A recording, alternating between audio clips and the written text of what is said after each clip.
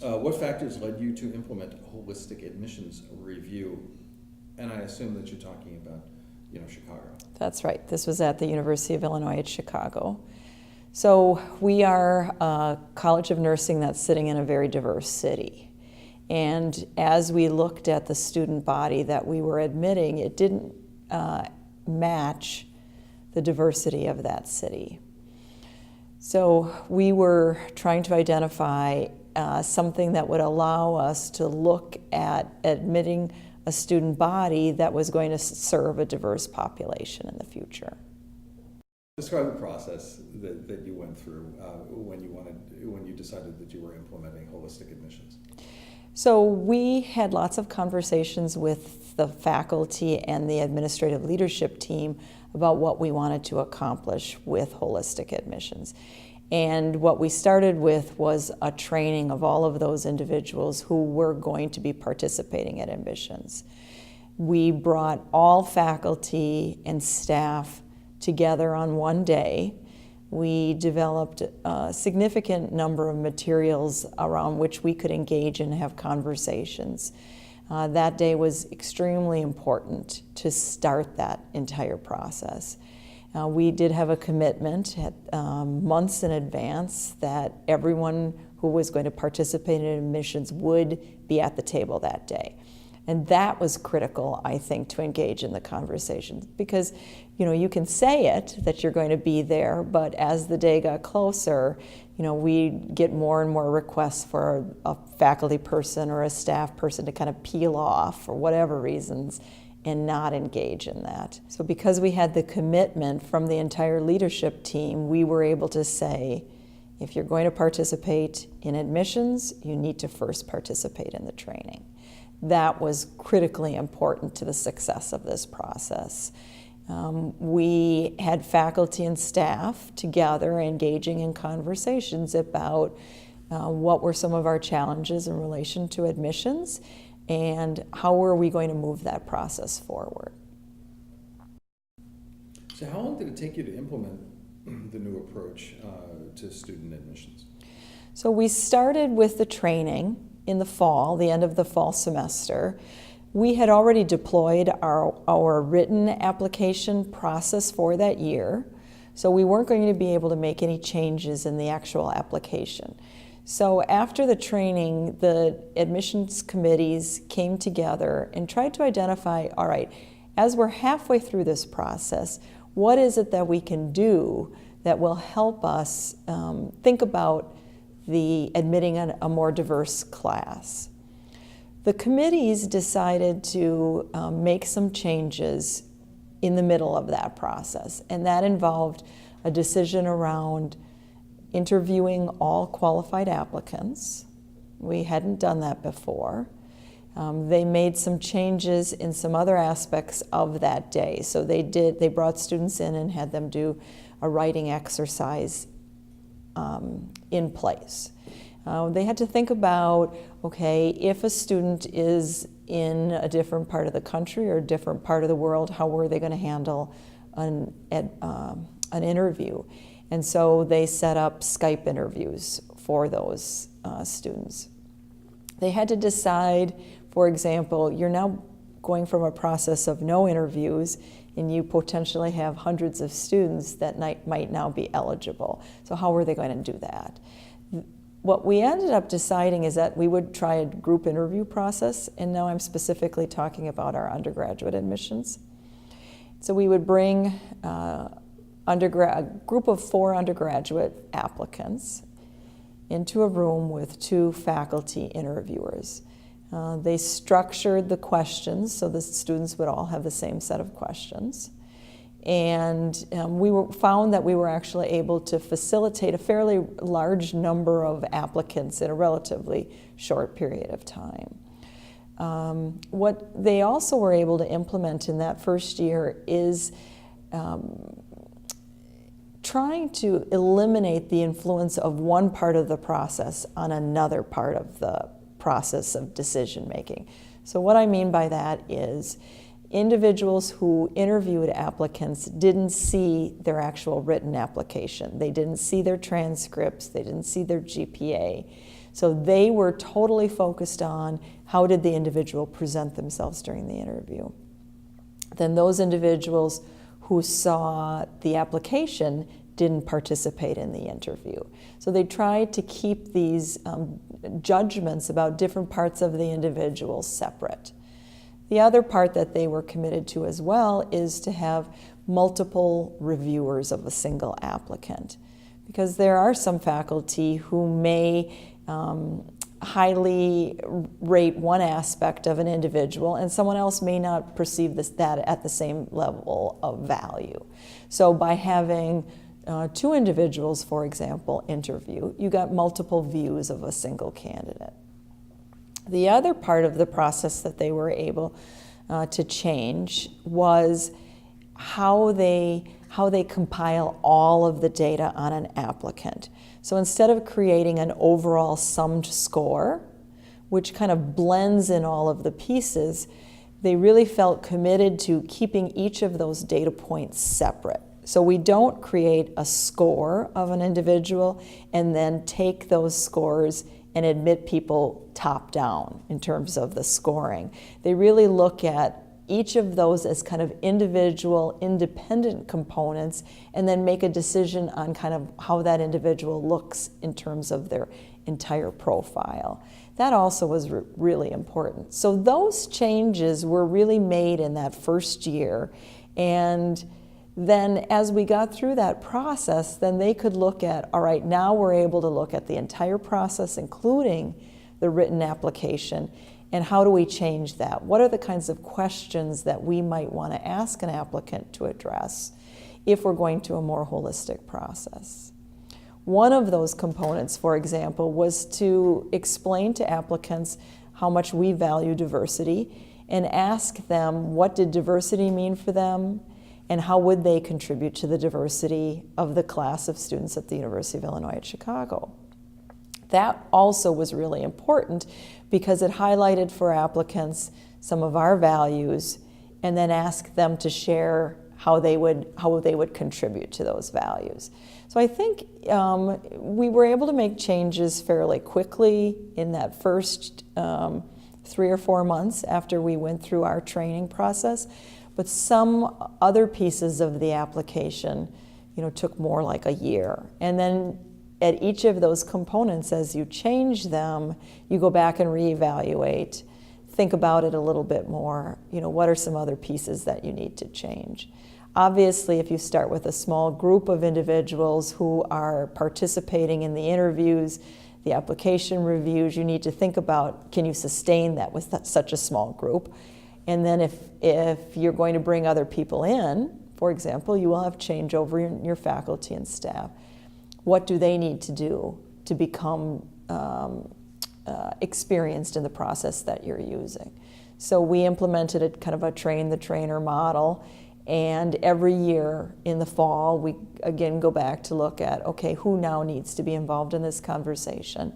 And the faculty themselves have taken over that training of other individuals. You mentioned that some parts of it took longer than other parts of it. Right.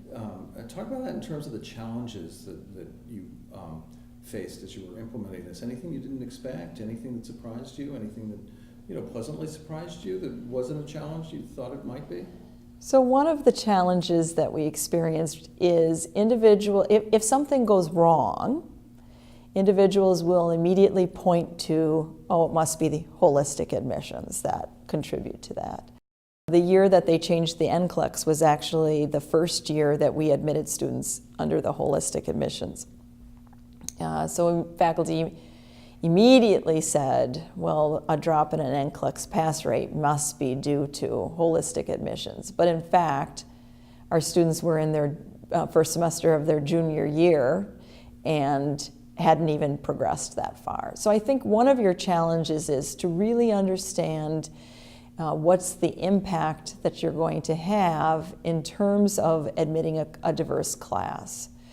And not all of your outcomes may be attributed to that, either positive or negative. So It's important to track your class that you've admitted prior to implementing holistic admissions, and then track the outcomes for a period of time afterwards to really understand what is the actual impact that you're going to see. Other challenges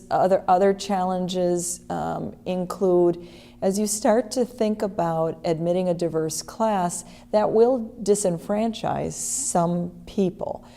And as we surveyed students and talked about, what were their thoughts about this process that we had used, we did see overwhelming support. Students really felt like we were going to look at all aspects of who they were and what they had to contribute. However, we do see people who say, well, I'm not diverse, therefore this is going to disadvantage me.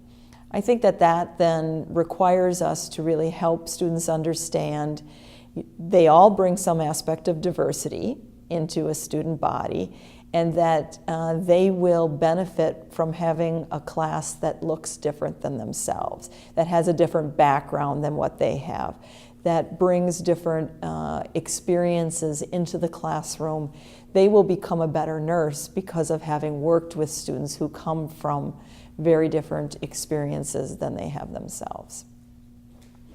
How do you explain that to somebody who thinks that they didn't get in because they're not a minority? So I would say we have a very broad definition of diversity. So it does include a variety of aspects that may have disadvantaged individuals in the past. It may be you're focusing on race and minorities. For nursing, diversity also focuses on men. It focuses on individuals coming from other religious backgrounds. It focuses on individuals who may be sexual minorities. It may focus on individuals from a rural setting, depending on where you are. So when we talk about diversity, we are saying we need to have a nursing workforce that can care for the population in the future. So by bringing in individuals from a variety of different backgrounds, they will be better in terms of improving the health care for the nation in the future. So all individuals come with some kind of diversity. What we're trying to do is say, okay, share with us what you bring to the class. Where do you want to work in the future? What experiences do you have? What attributes do you bring that will not only make you successful as being a nursing student, but be successful as a nurse in the future? The outcomes that we have looked at is, have we been successful in terms of the individuals that we've been able to bring into the College of Nursing? There are those aspects that we can see and track. We can look at academic metrics. We can look at race and ethnicity. We believe that these students have been successful because they are graduating at the same levels that they were previously. Their ability to sit for and be successful in passing the NCLEX exam is as good as students who did previous. There are some aspects that we haven't been able to measure in terms of diversity. Have we been more successful in terms of bringing in individuals who are sexual minorities, for example? We haven't, as a campus, captured that data, so we don't know that. But students say to us, we did a survey, the students as they graduated said to us, they perceive that we do value diversity as a college, that they see the students surrounding them coming from very different backgrounds and experiences.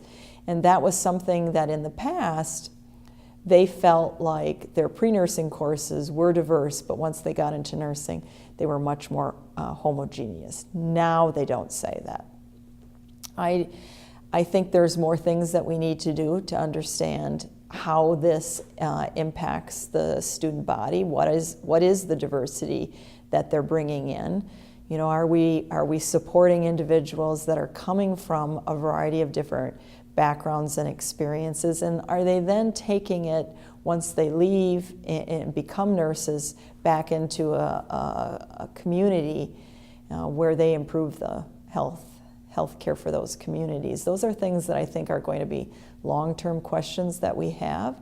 But certainly the class that we've admitted has been successful in terms of the nursing program. And one of the other questions that people have are, how are you going to need to support them in order for them to be successful?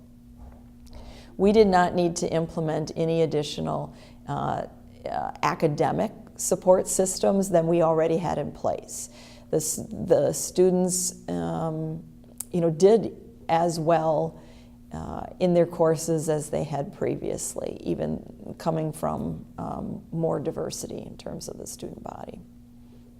Where schools grapple with this is the focus on the academic metric. And how do you kind of remove that as being the main driver? Because what they do is they take the GPA and they start to use that to create a funnel into the pipeline of who actually gets interviewed, or who are we going to even consider for kind of making the second part of the process. What we did is we said, okay, we have a GPA, both a science and an overall GPA, that sets what's the minimum standard.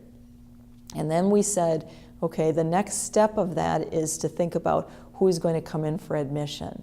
And instead of using the GPA as this funnel, creating that kind of restricted group, we said at that point, everyone is eligible. And once you start to free yourself from that focus on the academic metrics, then you allow yourself the ability to look at other aspects of the individual that may be as important. The other piece of that is, as I talk to institutions across the country, what they're doing is they're still attaching a significant amount of their points that get allocated for admission to that GPA. And as I mentioned earlier, we don't create an overall score. We still use the academic metrics, GPA, and supposedly, I imagine if you're doing things like using ACT or other testing scores, you can still use those, but if you don't let it override your entire process and use it to inform your process, that then kind of releases the dependence on the GPA. Because in fact, there may be other aspects that allows someone to be a successful nurse that's actually more important than the academic metrics. So how are the changes sustained? So we had faculty and staff that were highly invested in this. This did not reside just with a core admissions group. We were able to push it out to all of the faculty, all of the staff who were involved in admissions, and the leadership of the college. So one of my colleagues and I have moved on to different institutions, and so I think that's a good test at the time of your leaders leaving an institution. Are you going to be able to actually sustain that program? And in fact, they have. I have, since I'm faculty emeritus at University of Illinois at Chicago, I have received some of the emails where they're talking about the training that's going to go on for holistic admissions. We are publishing on this topic, and there's still faculty there who are very engaged in it. So I think if it becomes part of the fabric of who you are as an institution, it will continue even as your leaders change in that process. And I think the other thing that makes it very sustainable is institutions like AACN or HRSA, who have now taken up this charge and said, you know what, we need to move together as a profession this issue of being including a diverse workforce. And as it moves into our professional organizations, and hopefully even become a question that's a part of accreditation. How are you addressing diversity in not only your student body, but thinking about it in terms of a workforce?